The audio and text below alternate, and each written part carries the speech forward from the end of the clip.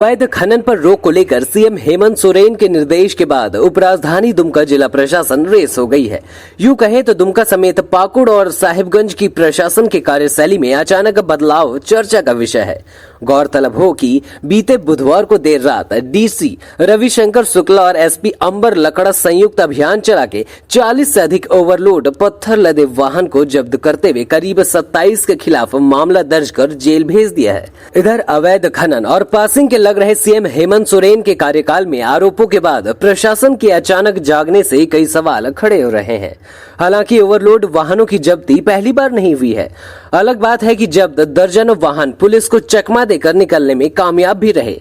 जब्त वाहनों का फरार हो जाना या फिर अवैध खनन कारोबारियों के खिलाफ कानूनी कार्रवाई करते हुए गिरफ्तारी नहीं करने पर थाना प्रभारी सरीके से पदाधिकारी नपे भी और उन पर विभागीय कार्रवाई की भी अनुशंसा हुई, लेकिन फिर भी अवैध खनन व परिवहन धड़ल्ले से जारी रहा।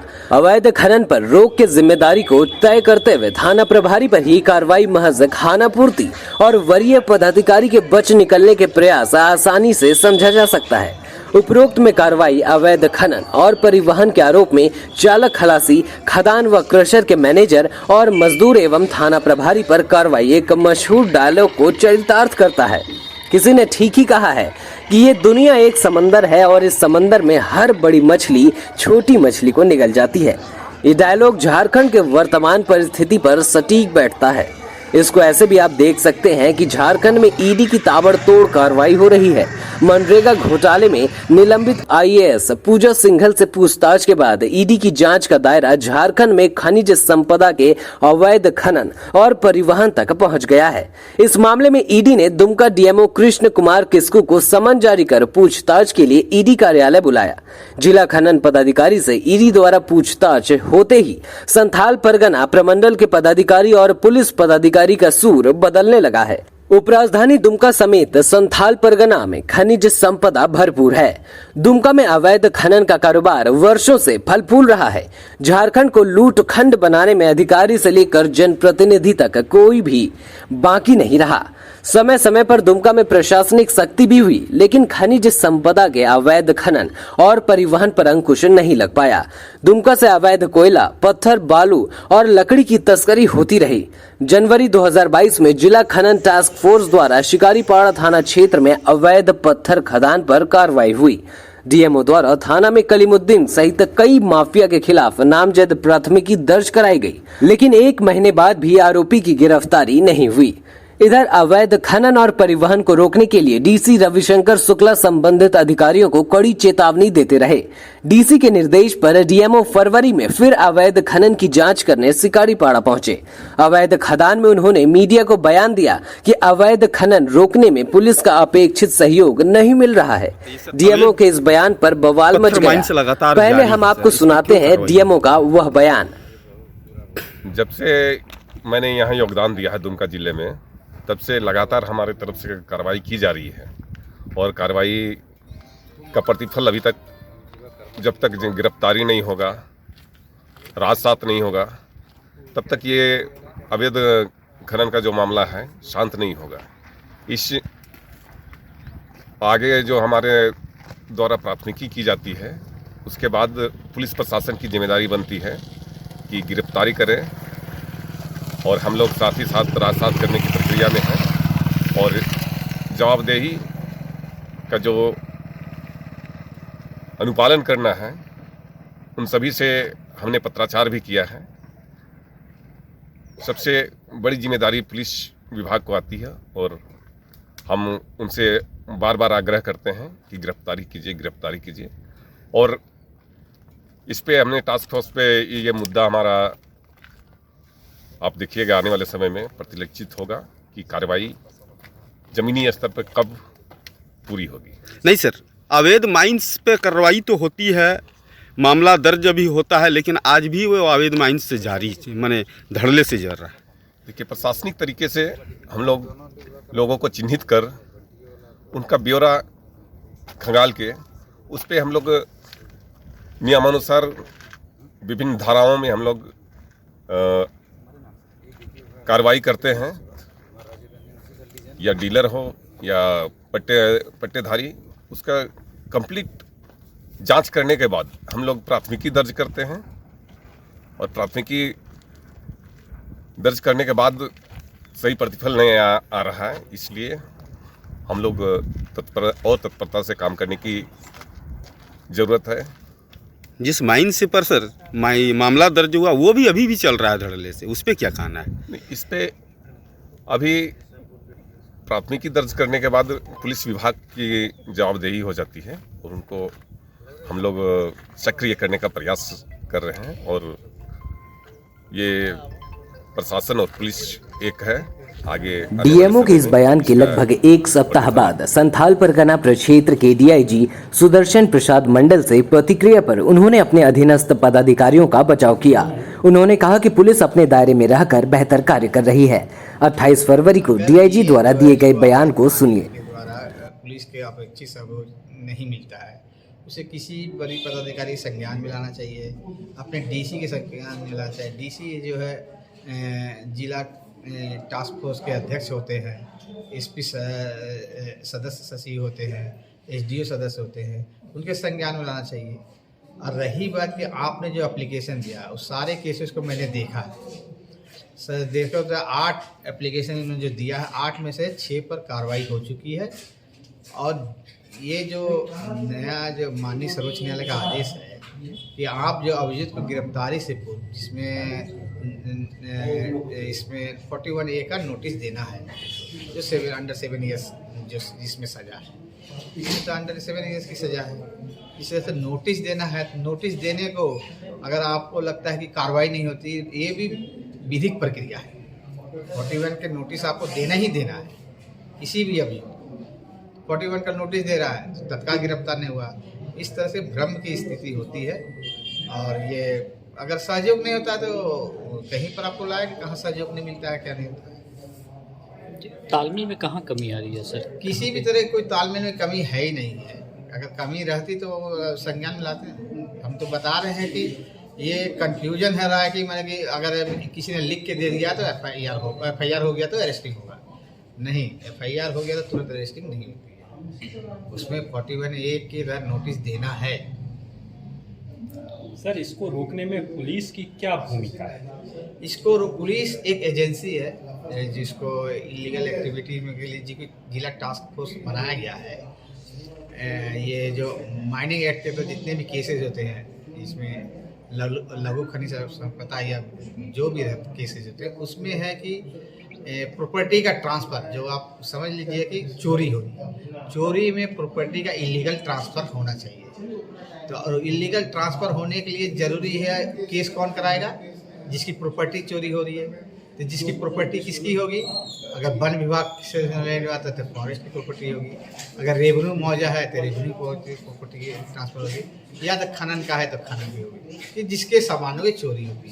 तो कंप्लेनेंट उसको बोला है 379 क्या कहता है? चोरी, कि मेरी संपत्ति का अवैध तरीके से किसी ने ले लिया, चोरी करके लिया, माने प्रॉपर्टी का इलीगल ट्रांसफ़र। इलीगल ट्रांसफ़र हो गया तो उसमें हो गया। तो इलीगल ट्रांसफ़र किसका करेगा? जो जिसकी प्रॉपर्टी है। पुलिस की कोई प्रॉपर्टी नहीं होती, इसमें पुलिस कंप्लेनेंट हो नहीं सकती। अगर पुलिस कंप्लेनेंट होती है तो एफआईआर। इस बीच ईडी की गिरफ्त में आईएएस पूजा सिंघल आई और मनरेगा घोटाले की जांच, अवैध खनन और परिवहन तक पहुंच गई। दुमका डीएमओ से ईडी ने पूछताछ शुरू की तो दुमका प्रशासन भी ताबड़तोड़ कार्रवाई करने लगी। 17 मई को कोयला माफिया कलीमुद्दीन अंसारी उर्फ कलीम मियां एवं बालू माफिया मंसूर मियां को गिरफ्तार कर दुमका पुलिस ने जेल भेज दिया। शिकारीपाड़ा के थाना प्रभारी नवल किशोर सिंह को निलंबित करते हुए विभागीय कार्रवाई शुरू हो गई। इतना ही नहीं, कार्य में लापरवाही का आरोप लगाकर नवल किशोर सिंह से पूर्व शिकारीपाड़ा के थाना प्रभारी रहे सुशील कुमार के खिलाफ भी विभागीय कार्रवाई शुरू कर दी गई।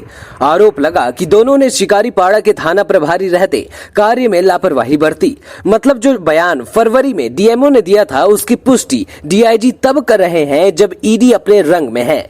इससे इतर पुलिस के माफिया के खिलाफ सुसंगत धाराओं में कमी का लाभ लेते हुए बालू माफिया मंसूर मियां को अदालत से जमानत भी मिल जाती है। क्या है आरोप और क्या हो रही है कार्रवाई, इस बाबत डीआईजी सुदर्शन प्रसाद मंडल का ताजा बयान सुनिए। पूर्व थाना प्रभारी नवल किशोर सिंह के पहले थे सुशील कुमार, उसके ऊपर जो इसमें माइनिंग एक्ट के जो केसेस में हैं उसमें पर लापरवाही बरतने और इसमें जो डॉजरिंग वगैरह जो कार्रवाई हो रही थी, इसमें जो प्रशासनिक पदाधिकारी या खनन पदाधिकारी के द्वारा डीसी को रिपोर्ट किया गया था कि इन्हें सहयोग नहीं किया जा रहा है, उस आलोक में एसपी के द्वारा रिकमेंड किया गया था, जिसके आलोक में सुशील कुमार पर प्रोसीडिंग प्रारंभ किया गया है।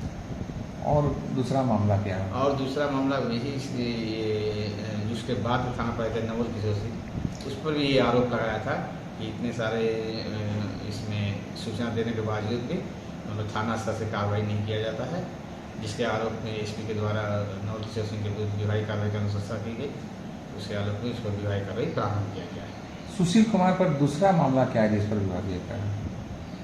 सारे मामले शिकारी पाड़ा से रिलेटेड है, जो उसमें कि उनके कर्तव्यता लापरवाही का लगाया गया कि जो उतना इसे करना चाहिए, जो जिला टास्क फोर्स की टीम जाती है जितना सहयोग करना चाहिए, उनका ये आरोप है कि उतना अपेक्षित सहयोग नहीं मिला। उसमें एक कारण और भी हो सकता है कि ये जो MMDR एक्ट के केसेज जो जिसमें कि अंडर 7 ईयर्स की सज़ा होती है, उसमें लोगों को जानना चाहिए, चाहे प्रशासनिक जो पदाधिकारी हो, TMO हो या चाहे DTO, जो भी प्रशासनिक के राजस्व पदाधिकारी हैं, उन्हें जानना चाहिए कि उसके लिए ज़रूरी है कि उन्हें 41A का नोटिस दिया जाए। बिना 41 का नोटिस दिए तो गिरफ्तारी, इसमें गिरफ्तारी में विलम्ब होता है। ये बताइए कि किनको दिया गया है विभागीय प्रोसीडिंग की जांच के लिए? विभागीय कार्रवाई की जांच के लिए सुशील कुमार से संबंधित एक मामले को SP साहिबगंज को दिया गया है और एक मामले से संबंधित प्रोसीडिंग SP पाकुड़ को दिया गया है और नवल किशोर सिंह के संबंधित मामले को SP देवघर। तीनों बयान सुनने के बाद आप भी समझ गए होंगे कि कैसे अधिकारी समय और परिस्थिति के अनुरूप अपना बयान बदल रहे हैं। अपनी गर्दन बचाने के चक्कर में नीचे के अधिकारी और निरीह चालक, खलासी और मजदूर को बलि का बकरा बनाया जाता है। सवाल उठना इसीलिए लाजमी है क्योंकि जब DMO ने बयान दिया था, उसके पूर्व शिकारीपाड़ा के थाना प्रभारी सुशील कुमार को लाइन हाजिर करते हुए नवल किशोर सिंह को थाना की जिम्मेदारी दी गई थी।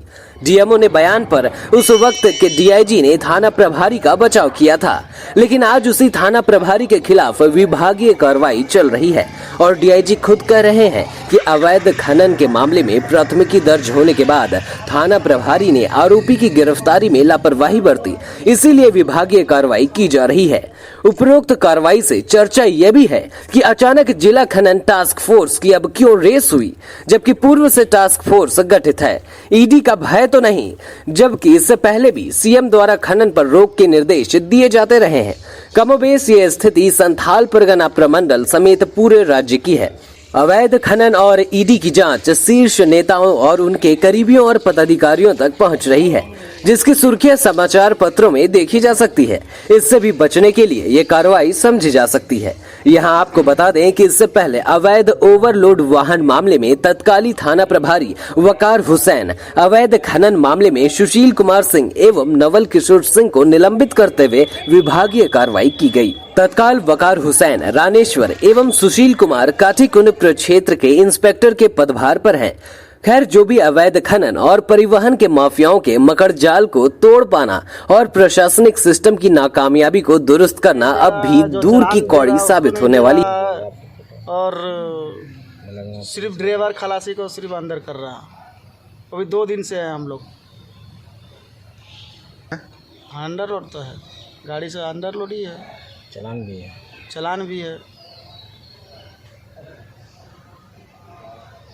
मिथिलेश पासवान। कहाँ घर हो? कार्रवाई हुई है, क्या कार्रवाई हुई है और किस तरह से आगे का भी कार्रवाई होता रहेगा?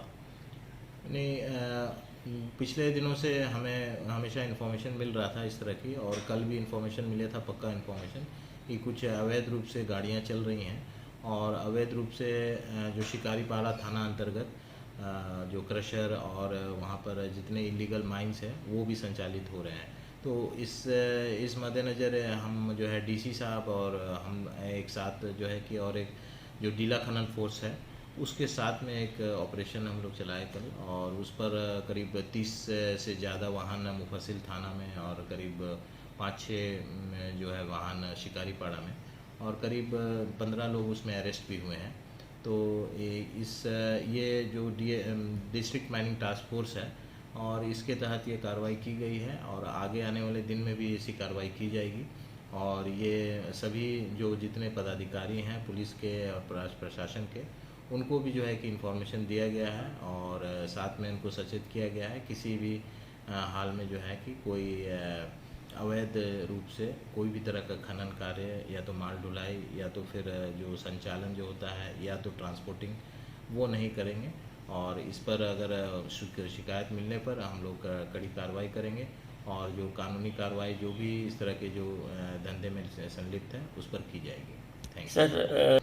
नहीं, ये तो बीच बीच में जो ये हमारे दुमका ज़िला में डिस्ट्रिक्ट माइनिंग टास्क फोर्स जो गठित है, ये इस टास्क फोर्स की जो प्रणाली है, कार्य प्रणाली यही रहती है कि जितने हमारे जो फॉरेस्ट के ऑफिसर्स हो गए या प्रशासन के सीओ हो गए, थाना में हो गए, पुलिस के जितने पदाधिकारी हैं और माइनिंग के जितने पदाधिकारी, ट्रांसपोर्टेशन के जो इतना पदाधिकारी हैं, उनके साथ ये बनाया गया है। और जहाँ पर जिस ढंग से भी शिकायत मिलती है उस पर हम लोग नकेल कसते हैं और कानूनी कार्रवाई उस पर की जाती है। समय समय पर डिस्ट्रिक्ट माइनिंग टास्क फोर्स की मीटिंग भी होती है और मीटिंग के तहत भी एक प्लानिंग के तहत कार्रवाई जहाँ जहाँ इस तरह की शिकायत मिलती है हम लोग वहाँ करते हैं।